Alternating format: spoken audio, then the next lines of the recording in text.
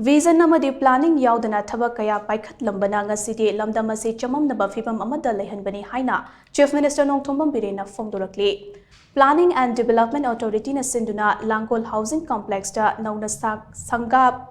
Sagadaba multi-storied government quarters ke urep uyung tambagi thauramda wafamasi phongdokladuna Chief Minister NONGTHOMBAM BIREN na makhatana hai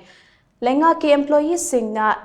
Lainaba matamga chunaba quarter sing sanaba ngasigi urep uyung tambagi thauram asi pangthokpani hauzik mafam asida sizinariba quarter sing aside national games ki oina sakhibani adumoinama quarter building sing ase matamga chunaraktaba amate lamka hena kanbana vertical expansion oina tauragani nauna sagadariba building asida family leiba yaba ka humphumari yaugani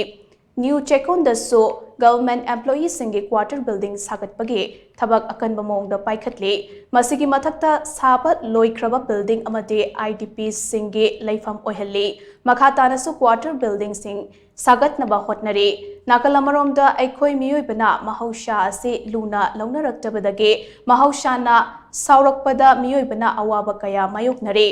Matamamata Lamfel Patki Saktamasi Mami Shamdurabaso, Nasidi Langak Asina Semgat Padage Mahoshagi Phibam da Hanzilakle, Padasida Sajilam Liba structure singasi Ubada Nungnangba Poe, Vision Yaudaba Amade, planning Nintina Taudabana, Nasidi Lamdamasida, Kadaida Kari, Laigatake Haibado, Matong Maram Kanghandre, Pat Oina Laigataba Mafamda building Sajale, Iram Nalamatik Jana Pidre. Masina masa masagi laikadabasing ado pumnamak thugaire adubu lainga kasina anupa maikai amada chatnaba akan bamawongda hotnari planning department na mapung oiba thaudang lauraga sagadoriba building ase chatliba chahi asige manungda loishinnaba hotnabiyo covid-19 laijatna chahi ani rom manglure Madugi hek matungda amok lamdam masida thokliba irang asina maram oiraga chahi ani rom manghale Adubu lainga kasina chawkhat thaurangi thabak paikhatpadi adumak leptuna chathari haina so Chief Minister NONGTHOMBAM BIREN na makhatana phongdokhi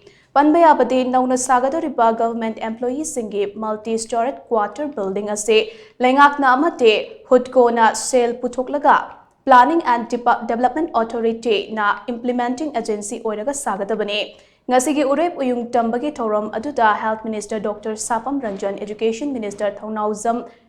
Basant Kumar, Transport Minister Kasim Basum, MLA Karam Shyam, MLA TH Shyam Kumar, MLA S Kunjukeshwar, MLA Usham Deven, MLA S Prem Chandra Amate, MLA Loshi Dikhona Sarukyake. The Mapam Kaya Toleba, you are Habadagi Toleba, Shingzao, Budagi Toleba, Arquake, Tagi Toleba, see my Ampunamo Sequin and Nestor Sekiat of the Vineyard. Aduna naina karigino si langol uhol laga imo na karigana ke. Aina langol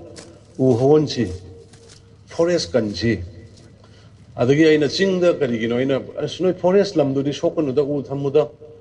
noi yantha laga popi thanu da aina laur si mayam gine ginate. Aduna akhoi sida lebiri ba mayam da soina haje gadam se anda koi neden clean laisi drainage punjin gumsi. Usi lokta pas akaino se koi lamphel pas yo. Pajana mane Lamphel Pasia Smaina or Canis Mayam Konasu Tazaramo. Was it Pong Lange? Tong Kanasari. Tong Si Smaina Quigi, Akonba, Makhada he, Pawia, but Nisadwish. Not even Manung, recreation to Javayaba, Tabakwa, Wana Suruga, Masama Suputoga, Munung Salaga, enjoy to Javayaba. Adu Mugimakal,